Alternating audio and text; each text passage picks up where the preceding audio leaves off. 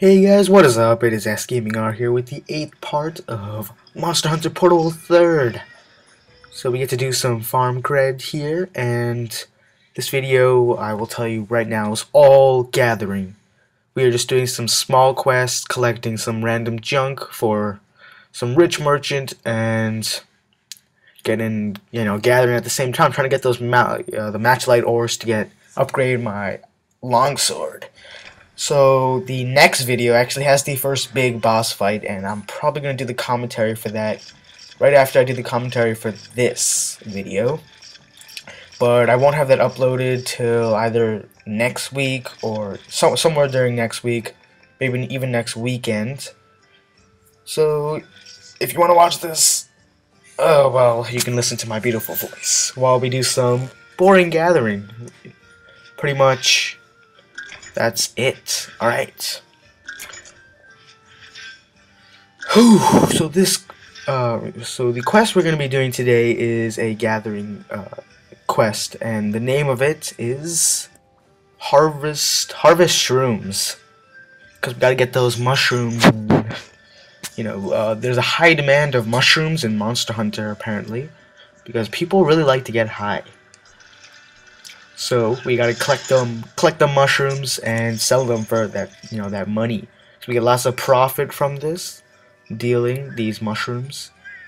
And I have no idea where I'm going with this. My bad, guys. Let's just get on to another topic here. Okay, so this farm right now is not upgraded at all.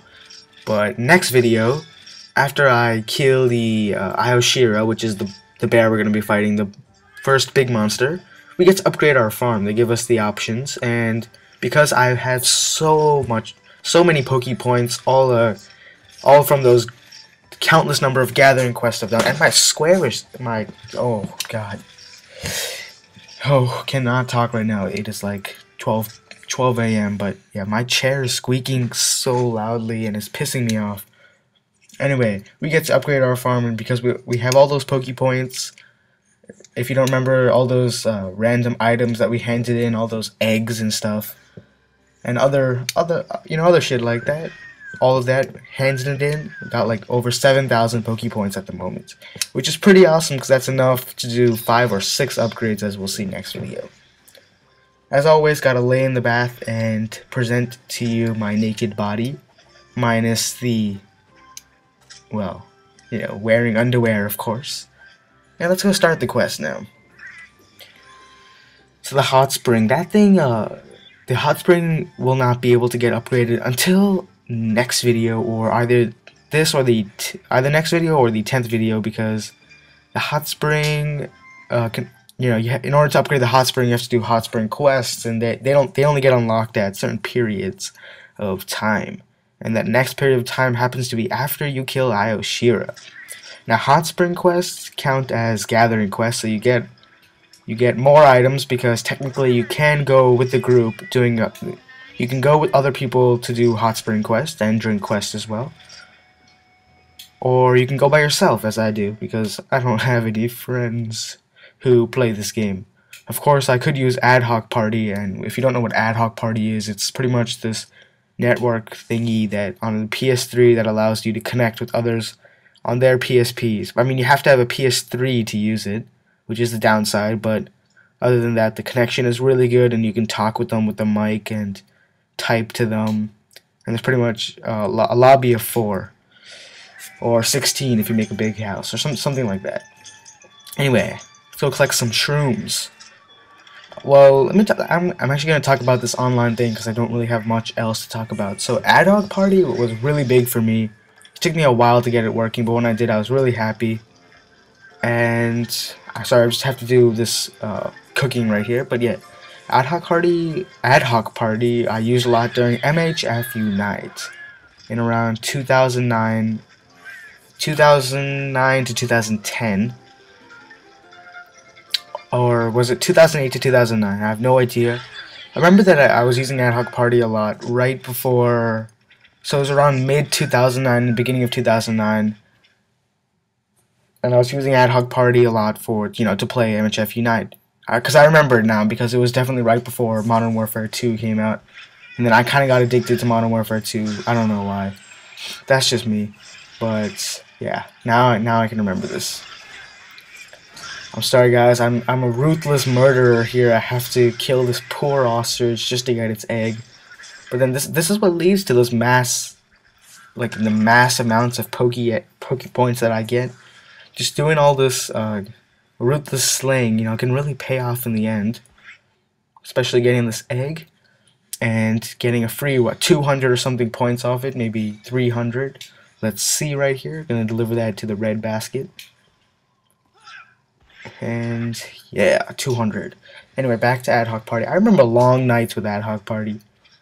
Like literally 5 to 6 hours, you know. I remember going from 6 p.m. to like 2 a.m. once. And 2 a.m. 3 years ago was quite a bit for me because I was just a youngster. Not too young, but I was young regardless. And because I had this group of 3 people that I used to always play with, and we would just quest like there was no tomorrow. And I had beaten the game and everything, right? Sorry. Just had like a hair in my mouth or something. But yeah, I'd beaten the game and everything. And I had over like, what, 300 hours or something, maybe 400, because I had played a lot. But the reason is that because I also imported my character from MHF2, which is the option that they gave you. Because MHF Unite was literally MHF2 except expanded a lot. Expanded in the way that they added a whole new set of quests, a new monster. They just made the game bigger, more weapons and more armor, etc.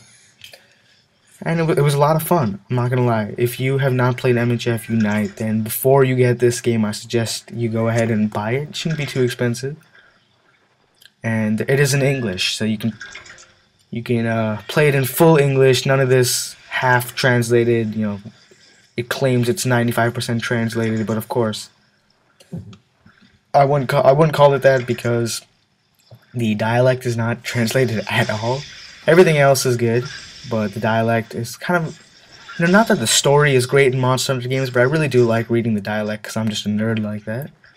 I'm gonna kill these poor ants here because, as you can see, when they have a blue ass, or like when their sack is big, I guess you could say, then when you kill them, they drop shinies. Now shinies are constantly dropped in Monster Hunter, whether it be from small monsters like these Alteroth, I believe they're called, or big monsters, wyverns or dragons, etc.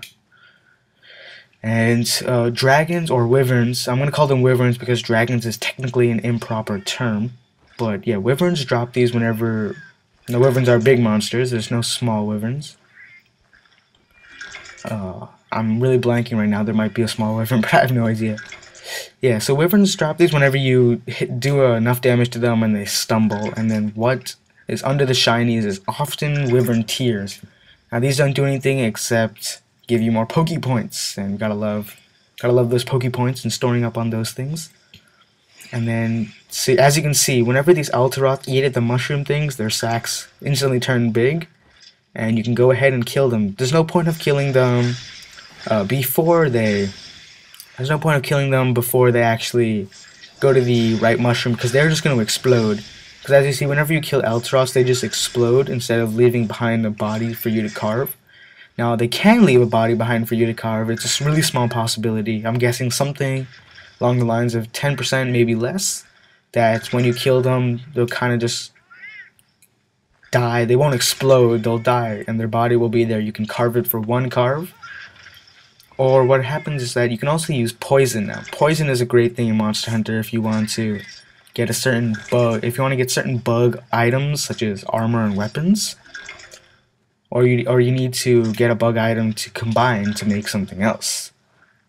And all you have to do is just hit them once, most of the time, like 90% of the time, depending on the amounts of poison you have, but it should, even if you have a low poison weapon, with these low rank monsters, one hit should suffice. You won't always get the poison off, but when you do get a poison off, they should get poisoned. And then they just drop after like 10-20 seconds. When the poison deals them enough damage, they'll just drop and they won't explode. Gives you free carves.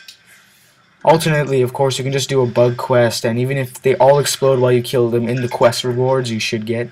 I was so happy that I got that matchlight ore. I was like getting so close. I no idea how many I had left at this point. I'm guessing either 3 or 2. I got another one back to back. That was amazing. 2 matchlight ores in a row. That's really something, especially in a 1-star quest. The odds of that happening are really slim. And yeah, mining is fun. Mining is fun. When you get those matchlight ores, it feels good. Okay, so I think we have collected all the mushrooms already, if I'm not mistaken, but I don't know. I've not been watching the video or what's going on. All I know is that we are gathering this, and I'm using the same chart I was last episode. And this chart is found on MHP3RD.com.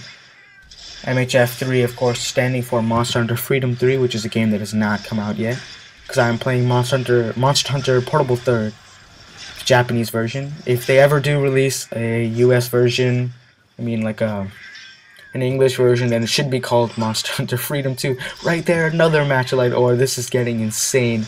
I'm pretty sure I have, at this point, I had all the ores I needed. Maybe I just needed one more. I'm pretty sure I have all of them though, which is 5. And I can finally upgrade my weapon and take out that IO Shear, which we do next episode. So I really want to get the next episode out, but it will take a while because I've been really busy with, of course, school and other uploads and just my life in general. You know, but it's kind of crazy talk, right? SgamingR has a life. Well, surprisingly, I do. Not the biggest one, but it's there. It's existence. Okay, I lost my train of thought. I want to go back to Ad Hoc Party and head on to another way of getting online. Now, there's only 2 ways of getting online with your PSP, or 3 ways, of course. All 4 of you, I mean, if you're playing with someone else, then you could be sitting within 30 feet of them, and you'll be able to play online using the WLAN, or WLAN as I like to say, connection. And my chair is so squeaky. But yeah, to play with your friends, you can do that. Of course, if you don't have any other friends that play this game, you could use Ad Hoc Party, and like I described before. And finally, there's X-Link Kai. Now, I've never used this because the process of getting it is quite complicated. It's best done on a PC. If you have a Mac, I wouldn't suggest it. It's possible, but the process is a lot longer, and you have to find out all these tutorials, etc. For the PC, it's quite simple. I'm pretty sure you can just find something on YouTube, like how to get X-Link Kai working. And this is not only for Monster Hunter, guys. I'll tell you, you can get online on any PSP game, such as, I don't know, whatever other multiplayer PSP games there are, like sports games, or I remember Dissidia was really big back in the day. Dissidia and Monster Hunter were the only things you would find on the Ad Hoc Party lobbies. Mostly Monster Hunter, but there was Dissidia there. There was no other games, though. Partly because mostly it was Japanese people, and a lot of the times, all the lobbies were Japanese, so you couldn't really speak with the people. But that's actually not... But then once Monster Hunter Freedom Unite came out, there were so many English people on, because the game, I'm not going to say it was big or anything, but it was big enough to get enough people onto Ad Hoc Party, English speaking, so we could all have our own lobbies. But before that, with all the Japanese people, it was terror. Sometimes when you tried to join their games and they were like asking you random crap in Japanese and typing out stuff in Japanese, and you had no idea what to say, the best thing to do would just be to keep silent. But there would still be a pretty large chance that they would just decide to kick you out of the lobby, which happened to me a couple times. Right there, look at that, 1,850. You know, I have been calling it Poke Points for the last couple commentaries, and I just realized that it's actually called Yukumo Points. Poke Points is from a completely different village, Poke Village. And I'm just so used to calling them Poke Points, I'll never get this Yukumo Points nonsense. There'll always be Poke Points in my head. So yeah, guys, we have completed the quest, and this commentary is going to come to an end here. Looks like I'm going to cut out the last 11 seconds to make this completely, exactly 15 minutes long. So I hope you guys liked it. If you liked the video, please give it a like, and be sure to check out Monster Hunter #9 when I upload it.